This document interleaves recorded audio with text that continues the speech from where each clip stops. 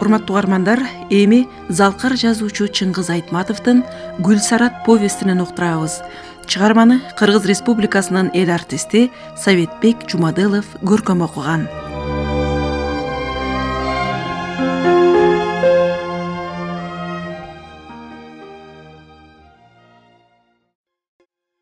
Рас, Танабай эртең чыкса да болмок. Күндүз жолдогу окус болсо да, өткөн кеткен бирөө жолукмак. Алыс жолго түшүүгө чыгып, ушу кезде да ушинтип жол жүрөбү. Жол учунан бараткан келаткан машина көрүнөр бекен деп, Танабай жээктеги дөбөгө чыкты. Эки тараптан тең көз жеткен жерде караң көрүнбөдү.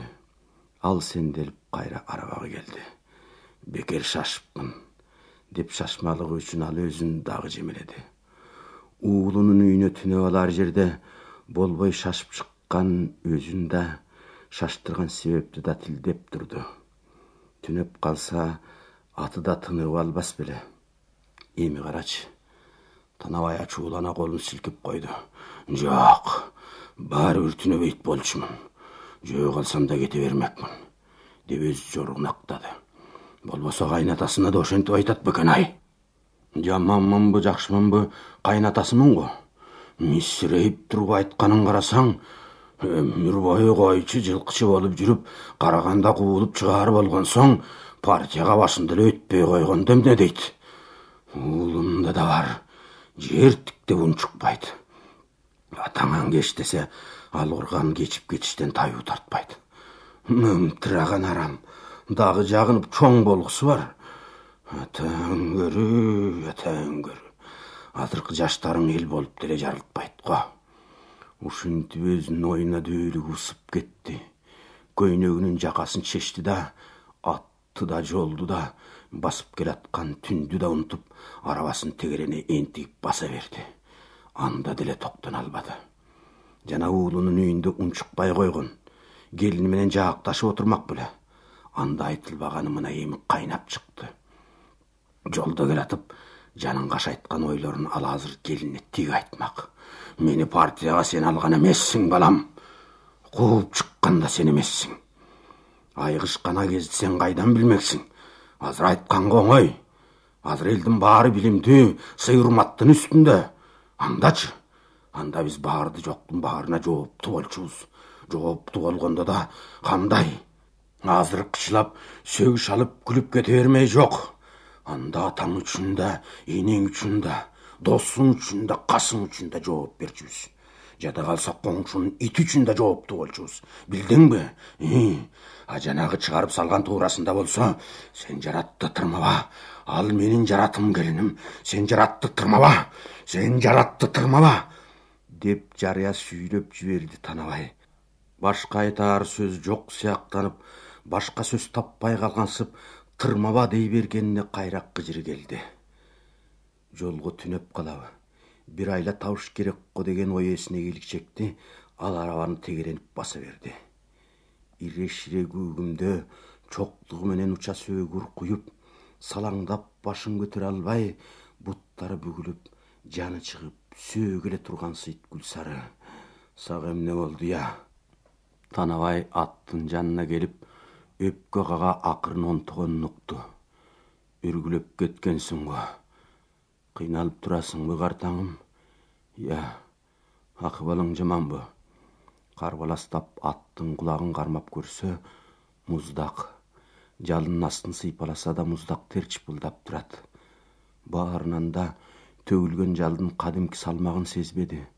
Ошол чочутту Танабайды. Картайып бүткөн экенсиң, байкушум.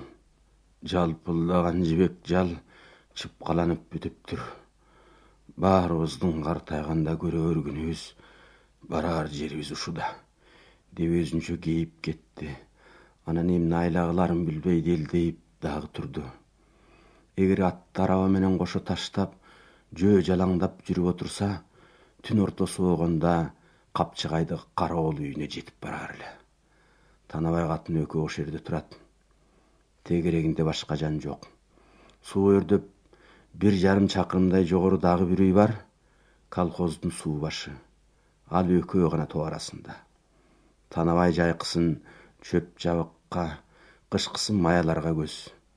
Койчулар же чабылар чөптү тепсетип, же жыйылган чөптү тоноп кетпесин деп колхоз атайы койгон. Өткөн күздө Танабай бир жумуш менен жаккага түшүп, конторого кирип калган эле. Башка айылдан келип иштеп жаткан бригад жигит айтып калды. Аксакал, атканага барыңыз, сизге башка бир ат тандап койдук деди. Картаңыраак, картаң болсо да сиздин ишиңизге жарайт деди.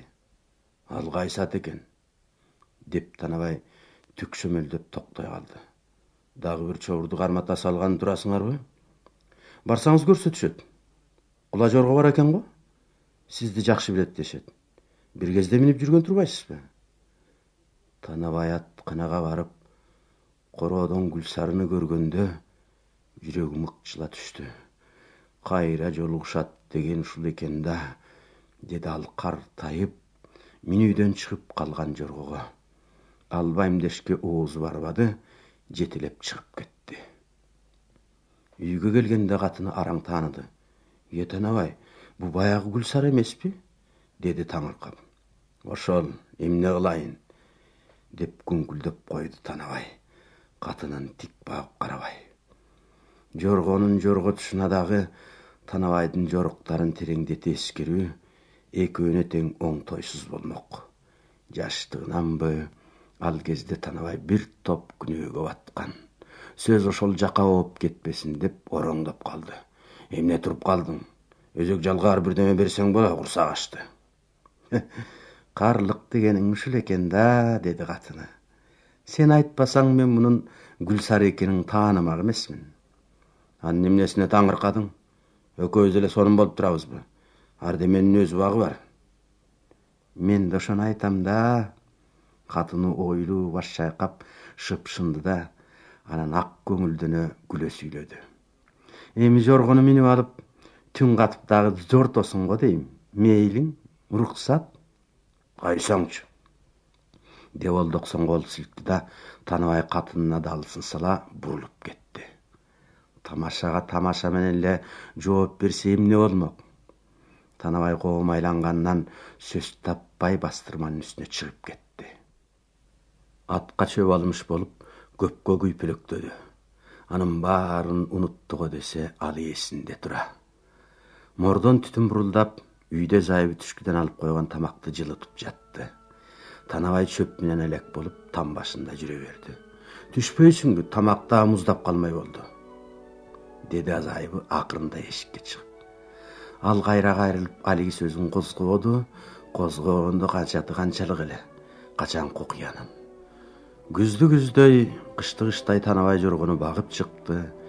Жемин үзбөй кебек берди, кызылча туурап берди. Антпесе карган аттын тиштери жешилип, дүмүрлөр эле калыптыр. Ошентип атты оңуна келтирип койгондой болгон. Эми минткенин карабайсыңбы? Ээн жолдо кандай айла кылат? Жок, ээн жолдо атты таштап кете албады. Жаныбарым, ушинтип тура беребизби? Танабай акырын итерип койду эле, ат теңселип барып калыбына келди. Кое тур эмесе.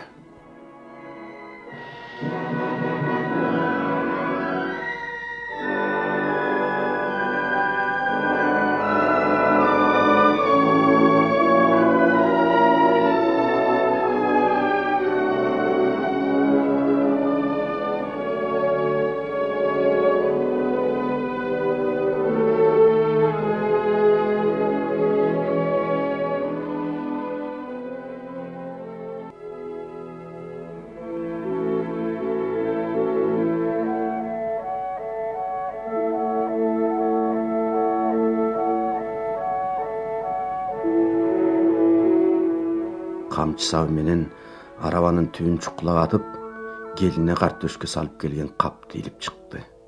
Каптын түбүндө жоолук королгон нан болмок эле. Эртең менен зайыбы салып жаткан эмес десе болобу. Танабай 5 мантынын өңүнө нанды майдалап туурады да, Гүлсарынын тумшугуна кармады.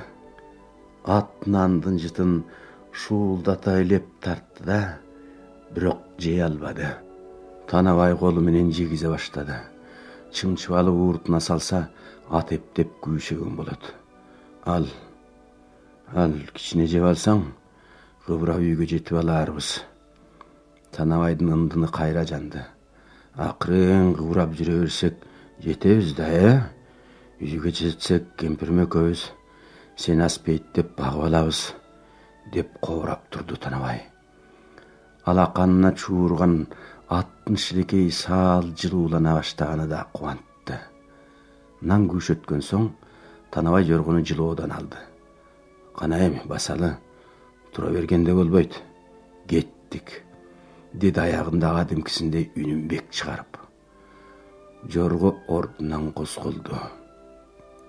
Араба кыйчылдап, дөңгөрөктөрү кара жолдо кылдырттай баштады. Кары киши, картаң ат, экөө кара жолдо жай баратты. Ал кубаттан биротула ажыраган экенсиң го, байкушум, деп ойлоп баратты Танабай. Канчага келдиң деги Гүлсары? 20 сый болдуң го дейм. Же андан да көбүрөөкпү? Көбүрөөк болуш керек.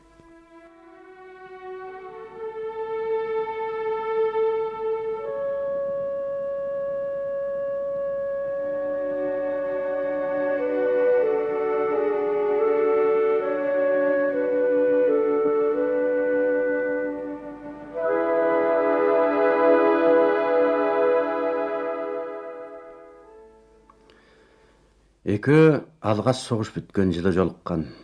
Таныбай Бакасов эфрейторлукка чейин жетип, согуштун батышында да болду, чыгышында да болду. Кванттын аскери кол көтөргөндөн кийин бошонуп үйүнө кайтты. Жалпы эсепке 6 жыл бою айтыба менен жүрдү. 40 жылы кыргын болсо да бейжай чымын өлбөйт дегендей, Кудайга шүгүр, кандуу майдандан 6 саны аман чыкты. Рас бир жолу контужен болуп оңолгон. Дагы бир жолу көкүрөгүнө оскол тийип, 2 ай госпиталда жатты да, айыккан соң бөлүгүн кууп жетип алган. Үйүнө кайтып келатканда станциядагы дүкөн кармаган келин-кезек аны абышка деп атады. Тамаша кылгандарга Танабай оюна деле алган жок. Рас жаш эмес эле, бирок карап калганда чак эмес болчу. Согуштун ырайымсыз шамалына өңү туттуккан, мурту агаралаган, ошол эле болбосо эр мүчөсү уйтуп койгондой чымыр, теше тиктеген көздөрү учкунатып курчу. Согуштан келген соң 1 жылдан кийин зайыбы кыз төрөп берди. Кийин дагы бир кызды болду. 2 кыз тең азыр күйөөдө, бала чакалуу. Жайкысын иш суутпай каттап турушат. Улуу кызынын күйөөсү шопур, жүк машина айдайт. Үй бүлөсүн бүт машинесин отургузуп алат да, тоодо карыяларга деп чаап келип калат. Кыздары менен күйөө балдарына Танабайдын таарынчы жок, көңүлү тынды. Жанагы уулу гана болбой калды. Бирок ал узун сабак башка кеп. А кезде болсо жоо жеңип жолдо келатканда көңүл сергек, көңүл курсант, чыныгы турмуш эми башталгандай көрүнгөн. Чоң станцияларда оркестр ойноп тосуп алып, оркестр ойноп узатып, кубанычтан жүрөк кабына батпай лакылдап алып учкан. Үйүндө зайыбы күтүп, 8ге караган уулу мектепке камынып турган кези, өткөн өмүр, көргөн күндүн баары эсепке кирбей, Танабай жолдо келатып, кайра жаңы туулгандай сезген. Кечегинин баарын унутуп, эртеңкини гана ойлогусу келген. Келечеги көз алдына жаркырап, даана тартылган. Жашоо керек, балдарды өстүрүп, чарбаны оңдоп, там салып, иши кылып жашоо керек. Эми бул максатына бөгөт жок, болбошу да керек. Анткени кечеги өткөндөрдүн баары келечектин кунуна кетпедиби? Кам майданда жана аябай кырчылдашып, кыйылган өмүрлөр ошол эртеңкинин курмандыгы болбоду. Ушунча кымбаткан турган чыныгы турмуш мына эми башталды деп өрөпкүп келатты Танабай. Бирок Танабай адатынча а жолда шашып ойлоп тур. Келечектин курмандыгына дагы далай жылдарын, көп өмүрүн зарып кылаарын билбептир.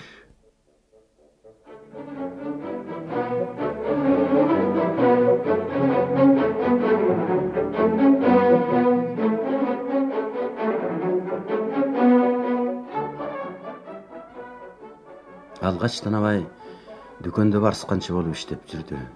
Илгери бир үйрөнгөнү бар эле. Эми барскан колго тийип дөөшүгө жеткен соң эртеден керелгечке күрсүлдөтчү болду. Кызарган темирди ары бери оодарганга үлгүртпөй шаштысын кетирет. Барскандын күрсүлдөгөн догушу тириликтин убайымын унуткарган дүкөн үндөрү азыр да кээде кулагына толо жаңырып турат.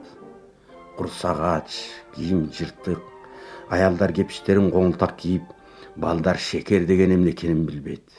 Колхоз болсо мамлекеттин карзына белчесинен баткан, ошонун баарын унуткарган барскандын күрсүлдөгөн добуш эле. Доошу зыңгырап, кызыл көк учкундар шыркырап, Танабай болсо барсканды көтөрүп урган сайын өпкө кагып, ал ортодо баары болор, баары бүтөр, негизгиси жеңдик деп ойлонот. Анын оюн барсканы жеңдик, дик деп коштоп күрсүлдөйт. Жалгыз Танабай эмес, ал кезде элдин баары жеңишке курсагы тоюп, жеңиштен кубат алып жашаган. Анан Танабай жылкычы болуп кетти. Аны көндүргөн чоро болду. Рахматы чоро анда башкарма, согуш бүтүрбүткүчө колхоз башкарып келген. Жүрөгүн начарлыгынан аскерге жарабай калган. Бирок үйдө болгону менен Танабайдан бетер жукарып, картайып кетиптир. Танабай согуштан келип жолукканда эле байкаган. Чородон башка бирөө болсо Танабай сөзүнө ийгет беле, дүкөндү таштап жылкыга кетет беле, ким билет. Чоро эски досу. Экөө комсомол күнүнөн баштап кедейген багалдарды колхоз болгулу деп үгүттөп, байларды кулакка тартып чыккан. Андагы Танабайдын курчтугун кое кал. Кулак болсун деген тизмеге илинип калганды аячы эмес. Чоро дүкөнгө атайы келип, Танабайды жаңы жумушка көндүргөнүнө өзү да ыраазы болуп калды. Барсканынан ажырабай чатак кылабы дедим эле, деген ал арык бети тырыша күрүмсүрөп. Кеселман эле чоро. Териси сөөгүнө катып, бетинин бырышы жыш. Эттен түшкөнгө куурайдай узарып, мойну кылдайын ичкерген. Күн жылуу болсо да үстүнөн купайкесин түшүрбөйт.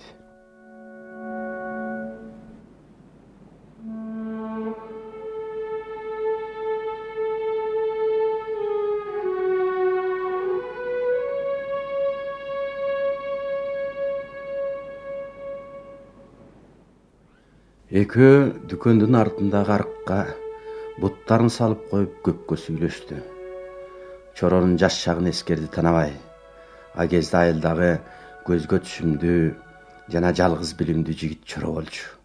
Оор басырык мүнөзүн, кайрымдуулугун, боорукерлигин эл жакшы көрүп урматтап турчу.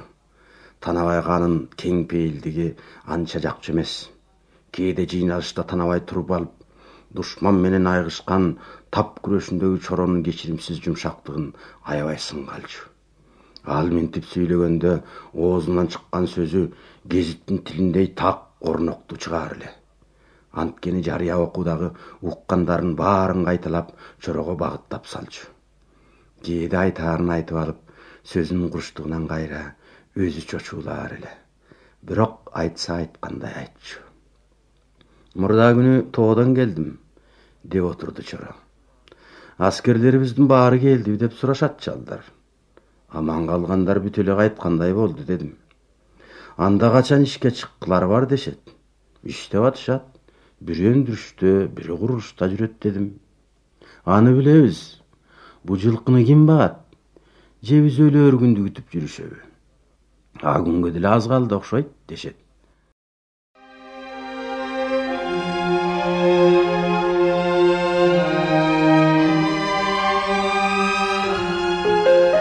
Сиздер залкар жазуучу Чыңгыз Айтматовдун Гүлсарат повестинен уктуңуздар. Чыгарманы Кыргыз Республикасынын эл артисти Советбек Жумадылов көркөм окуган.